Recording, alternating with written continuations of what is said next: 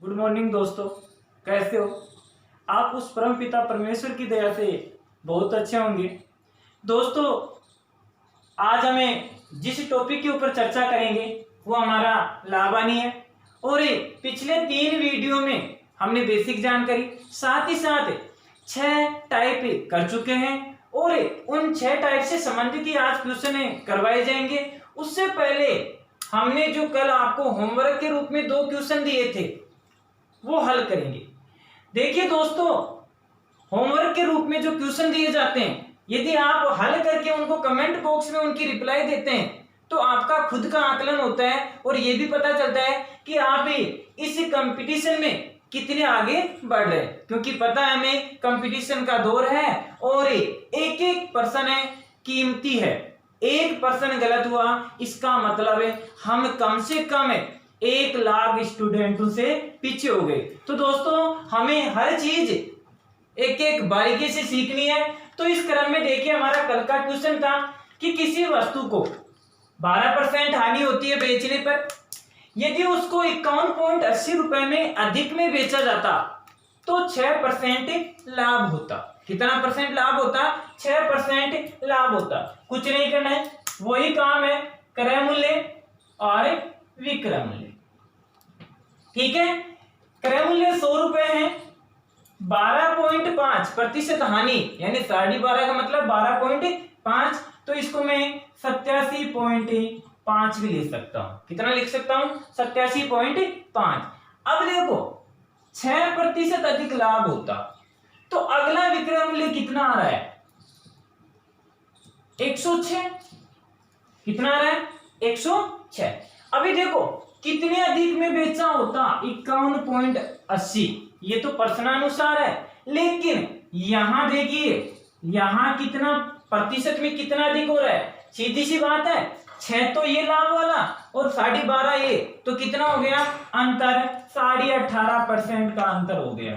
कितना हो गया? 18.5% अधिक में बिक रहा है। पहले 87.5 रुपए में बिक रहा था, लेकिन अब कितने में बिक रहा है? 106 रुपए में बिक रहा है। तो दोस्तों यहाँ पर हमें पता है इसके अनुसार हमें हल करना है। यहाँ अधिक हो रहा है 51.80 और प्रतिशत में कितना अधिक हो रहा है? 18.5। हमें पता है 18.5 का मान कितना है? 51.80। तो किसका मान ज्ञात करना है? हमें क्रय मूल्य ज्ञात करना है, तो 100 का मान ज्ञात करना पड़ेगा। ठीक है, तो यहाँ पर जो ज्ञात करवाया जाता है उसको ऊपर रखा जाता है। करते हैं, देखिए 100 बटा 18.5 इंटू 51.80। आप इसको हल करोगे तो ये 28 बार कटेगा, यानी कितने उत्तर आएंगे इसके? 280 रुपए आएंगे। आप इसको हल करोगे तो यहाँ 2.8 पर भाग जा रहा है और 2.8 को आप ठीक है हल करोगे तो कितना आएगा? 280 रुपए। तो यहां से इस वस्तु का जो क्रय मूल्य होगा वो कितना होगा? 280 रुपए। दूसरा क्वेश्चन देखते हैं दोस्तों, इसकी स्क्रीनशॉट ले लीजिए, उसके बाद में दूसरे क्वेश्चन को देखते हैं। दोस्तों, आज ऐसे क्वेश्चन हल करेंगे हम जो आज तक आपने नहीं सीखे हैं और एकदम बेसिक तरीके से। तो बराबर हमारे साथ बने रहिए, क्योंकि आप लगातार बने रहेंगे तभी कुछ सीख पाएंगे। देखिए 5 रुपए में 6 की दर से, 5 रुपए में 6 की दर से और 6 रुपए में 5 की दर से, 6 रुपए में 5 की दर से मैंने आपको बताया कि क्रॉस मल्टीप्लाई करो। क्या करो? क्रॉस मल्टीप्लाई करो। 5 5 25, ये तो हमारा आया क्रय मूल्य। दूसरा 6 6 36, ये हमारा क्या आया? विक्रय मूल्य। ठीक है, अभी देखो 25 में बेच रहा है और 25 में खरीद रहा है और 36 में बेच रहा है, तो लाभ होगा या हानि? लाभ होगा। कितने का? 11 रुपए का। किसके ऊपर होगा? हमेशा लाभ क्रय मूल्य के ऊपर होगा, क्योंकि प्रतिशत में ज्ञात करना है ना। 44% लाभ आ गया। कितना आ गया? लाभ आ गया 44%। दोस्तों, इससे बेस्ट और तरीका मैं बता दूं कि आगे जो क्वेश्चन हल करेंगे यहाँ तो सिर्फ डबल संख्याएं हैं, लेकिन 3 संख्याएं दे दी जाएं बेचने और खरीदने के रूप में। तो मैंने कल आपको एक तरीका बताया था कि इन सबका लसाअ ले लो। 5, 6 और 5 का लसाअ कितना होता है? 30 हो गया। कितना हो गया? 30 हो गया।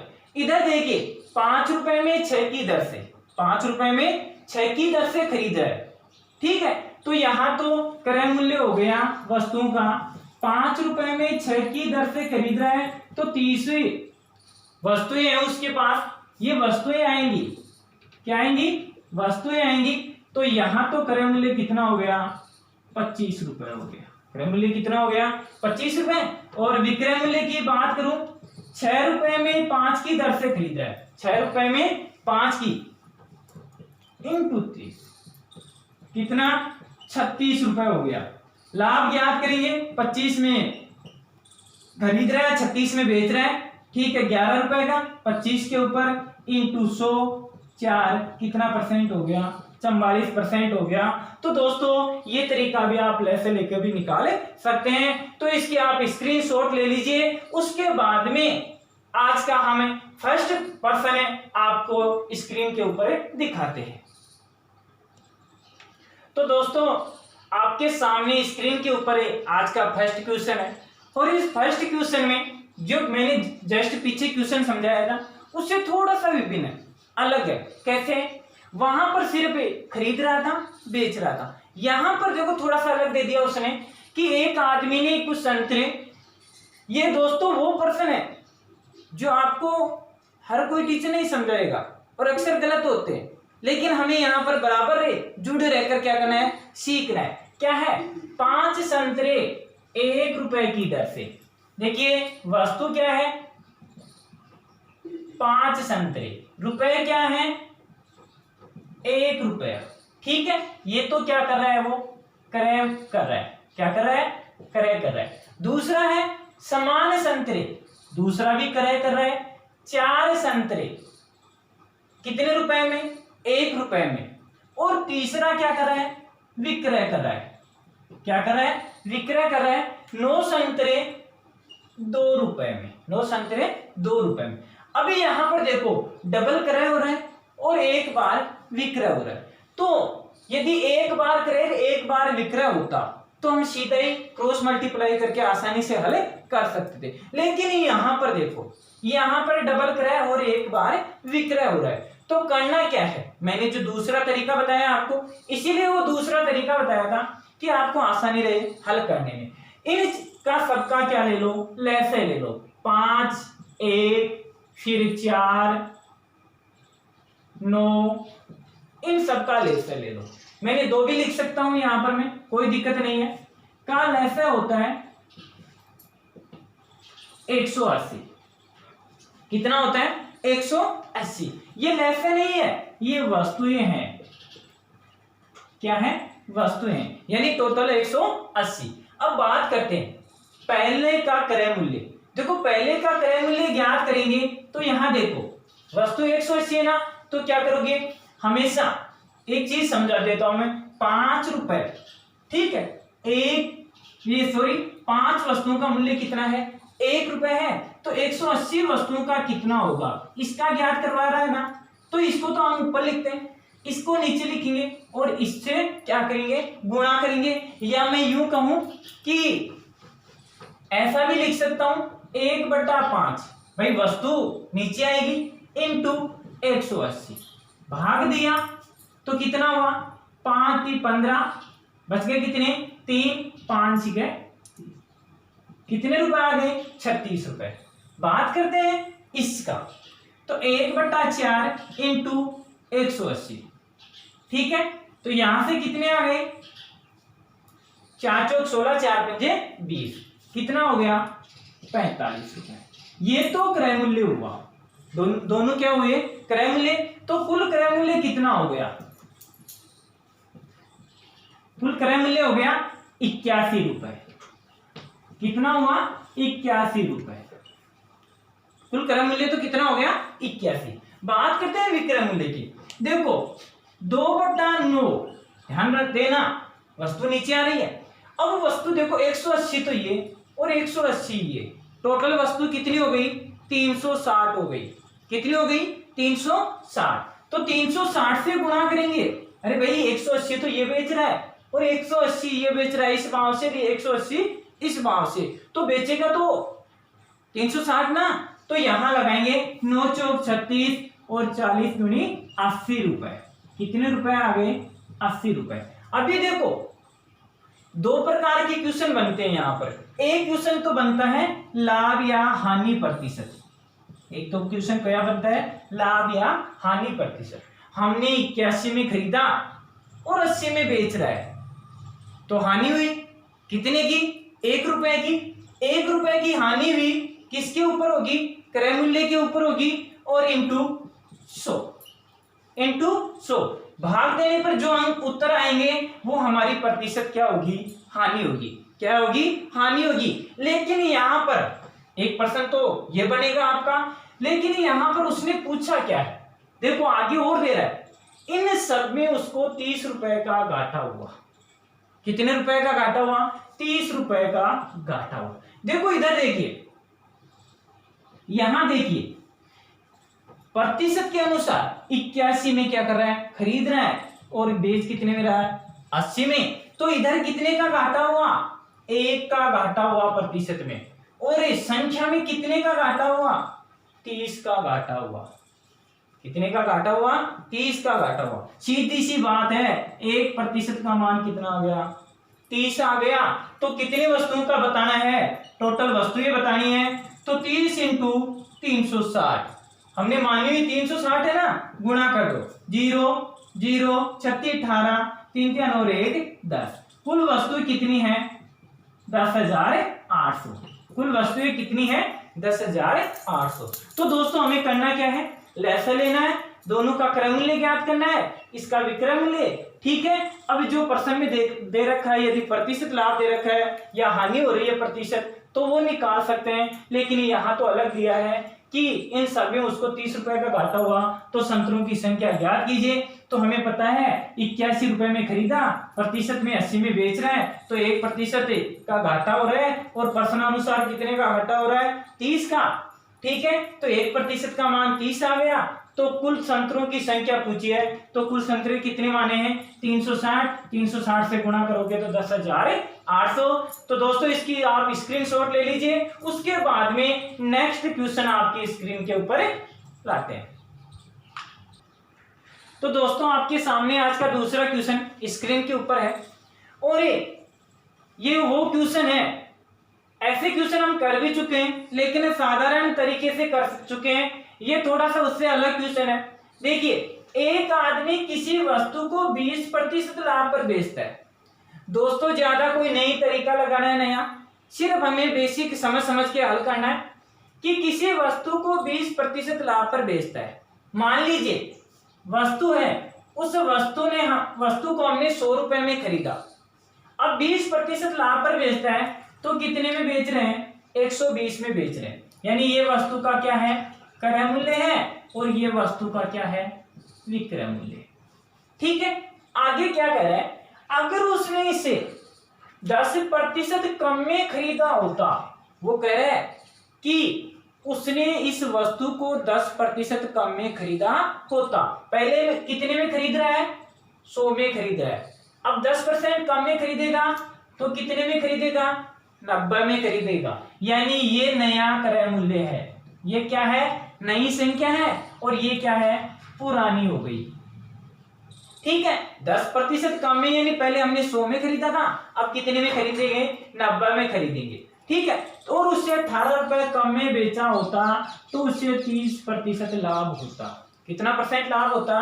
30%। अब ये 30% 90 में खरीद रहा है, तब हो रहा है लाभ। तो 30% लाभ ज्ञात करेंगे। तो 90 का 30% कितना होता है? 27 होता है, और 90 में 27 जोड़ेंगे तो टोटल कितना हो गया? 117 रुपए हो गया। देखो पहले 120 में बेच रहा था, अब कितने में बेच रहा है? 117 में। तो कितने कम में बेच रहा है? 3 रुपए कम में बेच रहा है, या मैं कहूं 3% कम में बेच रहा है। कितने में बेच रहा है? 3% कम में। इधर कितने में बेचा होता? 18 में। बात एक ही है ना दोनों की। तो 3% का मान 18 है। 3% का मान कितना है? 18। तो क्रय मूल्य पूछा है तो 100 का मान ज्ञात करना है। तो 3 एकम 3, 3 छीके 18। मैंने कल बताया था आपको कि बराबर में संख्याएं कर सकती हैं, ऊपर नीचे की कर सकते हैं, लेकिन तिरछी नहीं कर सकती। तो यहाँ पर कितना आ गया क्रय मूल्य? क्रय मूल्य आ गया 6 × 100 बराबर है 600 रुपए। कितना आ गया? 600 रुपए क्रय मूल्य आ गया। करना क्या है दोस्तों?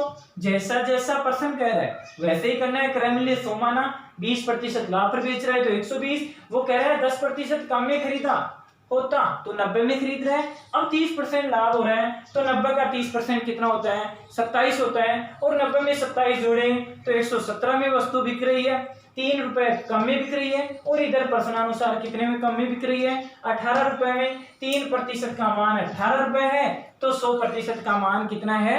600 रुपए। तो दोस्तों ये है आपका आज का प्रश्न और उसमें आपको समझ में आया होगा कि किस प्रकार से ऐसे प्रश्न आते हैं, उनको कैसे हल किया जाता है। तो दोस्तों आगे भी इससे और भी धांसू ट्यूशन मिलेंगे, लेकिन कब मिलेंगे? वो जब आप हमारे साथ लगातार जुड़े रहेंगे। तो आप इसकी स्क्रीनशॉट ले लीजिए और आगे कहीं नहीं जाइएगा, क्योंकि आगे इससे भी एक शानदार क्वेश्चन आपको स्क्रीन पर देखने को मिलेगा। तो दोस्तों आज का हमारा तीसरा क्वेश्चन है स्क्रीन के ऊपर, और इसमें देखिए क्या दे रखा है, अच्छी तरह से समझिएगा कि एक आदमी किसी वस्तु को 25% लाभ पर बेचता है। अगर उसने इसे 900 रुपए कम में खरीदा होता और 900 रुपए में कम में बेचा होता तो 5% का अतिरिक्त लाभ होता। तो वस्तु का क्रय मूल्य ज्ञात कीजिए। सबसे पहले तो हमें ये देखना है कि मान लीजिए हम मानते हैं क्रय मूल्य 100 होता है और 100 रुपए पर कितना प्रतिशत का लाभ हो रहा है? 25% का लाभ हो रहा है। तो यहां पर मैं 100 रुपए पर 25% का लाभ हो रहा है, यानी कहने का मतलब है कि 4 रुपए क्रय मूल्य पर कितना?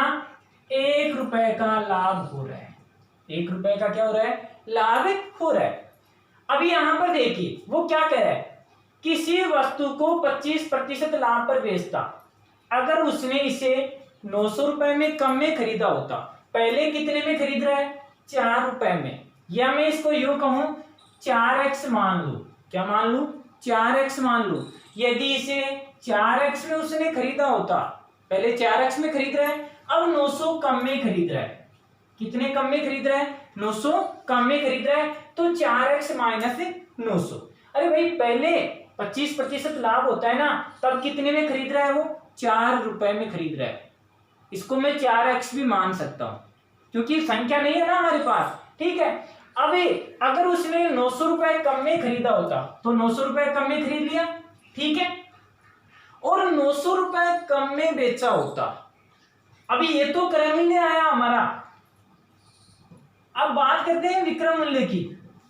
देखो 4x हमारा क्रय मूल्य है, 1 रुपए का लाभ हो गया, तो सीधी सी बात है 4 क्रय मूल्य 1 का लाभ, तो विक्रय मूल्य कितना हो गया?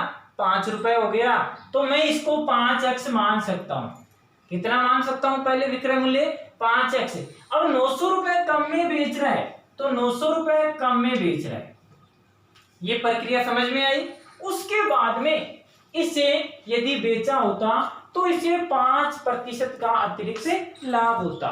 देखो दोस्तों इधर देखिए, पहले 25% का लाभ हो रहा था, लेकिन अब 5% अधिक का लाभ हो रहा है। तो कितने का लाभ हो रहा है? 30% का लाभ हो रहा है। कितने के ऊपर? 100 के ऊपर। तो यहां पर ये कट गई, ये हो गया हमारा लाभ और ये हो गया क्रय मूल्य। 10 तो क्या आया? क्रय मूल्य, और लाभ कितना आया? 3 रुपए।